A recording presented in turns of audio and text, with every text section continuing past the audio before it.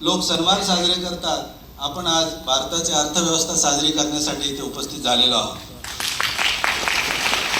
ज्या अर्थव्यवस्थेने भारताच्या लोकशाहीचा पाया रचला, तो पाया भरभक्कम करणारे महामानव डॉक्टर बाबासाहेब आंबेडकर यांना स्मरण करण्यासाठी, आधुनिक भारताचे शिल्पकार डॉक्टर बाबासाहेब आंबेडकरांना स्मरण करण्यासाठी.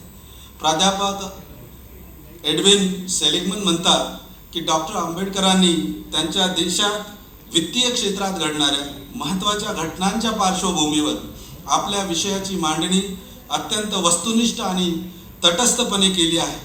त्यांचे निष्कर्ष इतर देशांनाही लागू पडतील असे आहेत. वित्तीय क्षेत्रातील तत्वांचा इतका व्यासंगपूर्ण आणि व्यापक आढावा इतर कुणी घेतल्याचे मला आठवत नाही. त्यांनी सादर केलेल्या प्रबंधात त्यांनी कंपनीच्या काळातील जमीन महसूल, तो जमा करण्यासाठी तयार करण्यात आलेली जमीनदारी व रयतदारी पद्धत, मिठावरील कर, कस्टम ड्युटी, स्टॅम्प ड्युटी इत्यादींचा तर्कशुद्ध विचार केलेला आपणास दिसून येतो. आणि चकित करणारी गोष्ट म्हणजे त्या काळात अर्थात 1792-93 पासून ते 1857-58 पर्यंत म्हणजे भारताचा राज्यकारभार कंपनीपासून ते ब्रिटिश सरकारपर्यंत जाईपर्यंत 66 वर्षांमध्ये कंपनीने जमा केलेला एकूण महसूल आणि केलेल्या खर्चाचा वर्षवार आकडेवारी त्या आपल्या प्रबंधामध्ये बाबासाहेब आंबेडकरांनी दिलेली आपल्याला दिसून येते. अर्थात कंपनीचे हे वित्तीय धोरण भारताला लुबाडणारे, आर्थिक शोषण करणारे होते हे सांगून बाबासाहेबांनी कंपनीच्या धोरणांची लक्तरे जगाच्या वेशीवर टांगून ठेवली.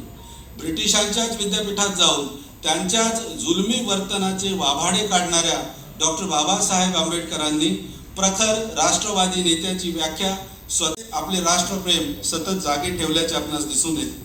त्यांचे डॉक्टरेटचे प्रबंध वाचताना त्यांच्यातला राष्ट्रप्रेमी तसेच वंचितांच्या जगण्याचा विचार करणारा अर्थशास्त्रज्ञ सातत्याने दिसत राहतो. अर्थशास्त्रातील डॉक्टर बाबासाहेब आंबेडकरांचे स्वारस्य केवळ सैद्धांतिक नव्हते, तर याचा सार्वजनिक धोरणावर काय परिणाम होतो यावर गंभीर चिंतन देखील डॉक्टर बाबासाहेब आंबेडकरांनी केल्याचे आपल्याला सातत्याने दिसते. डॉक्टर बाबासाहेब आंबेडकर असे म्हणतात की मर्यादित अवमूल्यनामुळे, रुपयाच्या मर्यादित अवमूल्यनामुळे व्यापारी वर्गाला तसेच कमावत्या वर्गाला मदत होईल. खूप तीव्र अवमूल्यन झाल्यास मात्र नुकसान ठरेल, कारण रुपयाची घसरण जर खूप जास्त झाली तर त्यामुळे चलनवाढीचा उच्च चलनवाढीचा धोका संभवतो. पुढे बाबासाहेब असे म्हणतात की रुपयाच्या मूल्याचा विचार करताना या दोनही गटांच्या हितसंबंधामुळे किंवा खूप मोठ्या अवमूल्यनामुळे कमावत्या वर्गाच्या वास्तविक वेतनात घट होईल. आणि म्हणून आज द प्रॉब्लेम ऑफ रुपी या महान ग्रंथाला 100 वर्ष पूर्ण होताना आपणा सर्वांना बाबासाहेबांचे योगदान आठवणे क्रमप्राप्त ठरते.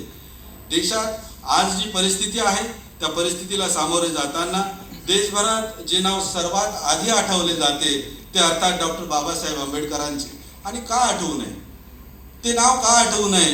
कारण आपल्या रोजच्या जगण्यातील छोट्या छोट्या गोष्टीवर बाबासाहेब आंबेडकरांची मोहर असल्याचे आपल्याला पदोपदी जाणवते.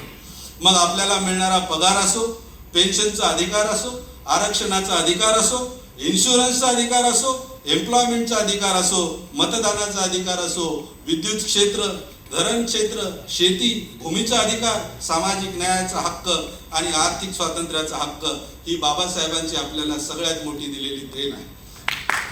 मग भारतीय रिझर्व्ह बँकेची स्थापना असो किंवा या देशातील प्रत्येकाच्या खिशात असणारा रुपया, ती देखील बाबासाहेबांची देण आहे. ती या अर्थाने की रुपयाचा भारतीय नागरिकाशी असलेला करार देखील बाबासाहेबांची देणगी.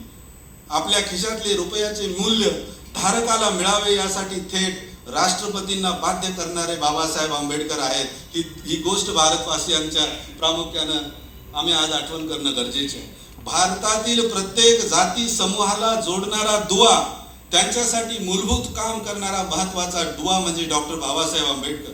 मानवी अधिकारांचे रक्षण असो किंवा सामाजिक न्याय असो अथवा आरक्षणाचा अधिकार व आर्थिक न्याय, आपल्याला डॉक्टर बाबासाहेब आंबेडकरांना ओलांडून पुढे जाताच येत नाही. आणि त्यामुळेच जेव्हा हा सोहळा करण्याचे आम्ही निश्चित केले तेव्हा सर्वात आधी स्मृतिशेष मधुकरराव तामगाडगे ट्रस्ट, ONGC आणि यशवंतराव चव्हाण प्रतिष्ठान यासोबत युनियन बँक आमच्या पाठीशी ठामपणे उभे राहिले.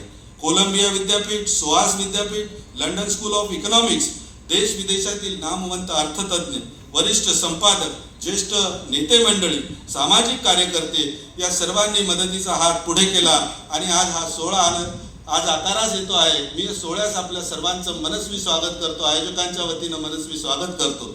सरते शेवटी आपणास माहिती आहे, फक्त एक ईस्ट इंडिया कंपनी भारतामध्ये आली आणि तिने एवढी लूट केली, तर आजच्या काळामध्ये आपण बघतो देशात असंख्य विदेशी कंपन्या व्यापारासाठी भारत देशात येत आहेत, आलेल्या आहेत. जर एक कंपनीने एवढी लूट केली असेल तर या इतक्या सगळ्या कंपन्या काय करू शकतात याचा विचार न केलेला बरा.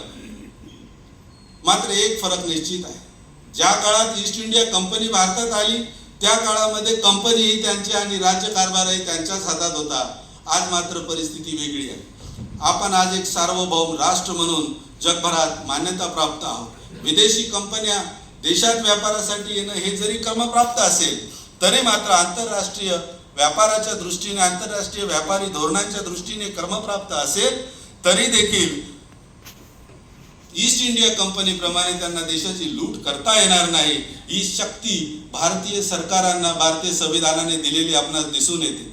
राज्यकर्त्यांनी धोरणे बनविताना आणि राबविताना साकल्याने या गोष्टीचा विचार जर केला तर इतिहासाची पुनरावृत्ती होण्यापासून निश्चितपणे रोखता येऊ शकते. नागरिकांचा डोळसपणा आणि राज्यकर्त्यांची इच्छाशक्ती या बळावर देशाचे वैभव जपणे सहज साध्य आहे, हा निश्चितपणे देशातील नागरिकांना विश्वास आहे. आज इथे उपस्थित असलेल्या आणि नंतरच्या सत्रांमध्ये उपस्थित राहणाऱ्या तमाम मान्यवरांच्या, आपल्या सर्वांच्या साथीने या कार्यक्रमाला सुरुवात करूया, या महान ऐतिहासिक सोहळ्याला सुरुवात करूया. आजचा हा क्षण नव्या भारताच्या उभारणीसाठी, अर्थसत्ता भारताला बनवण्यासाठी डॉक्टर बाबासाहेब आंबेडकरांनी घालून दिलेल्या पायवाटेवर चालून निश्चितपणे हा देश जगातील अर्थसत्ता बनेल यामध्ये अजिबात शंका नाही. त्या दृष्टीने आजचा हा सोहळा दिशादर्शक ठरो ही मनीषा, ही मंगल कामना व्यक्त करतो आणि मी जय मंगल धनराज आपली सर्वांची रजा घेतो. जय भीम, जय भारत, जय संविधान.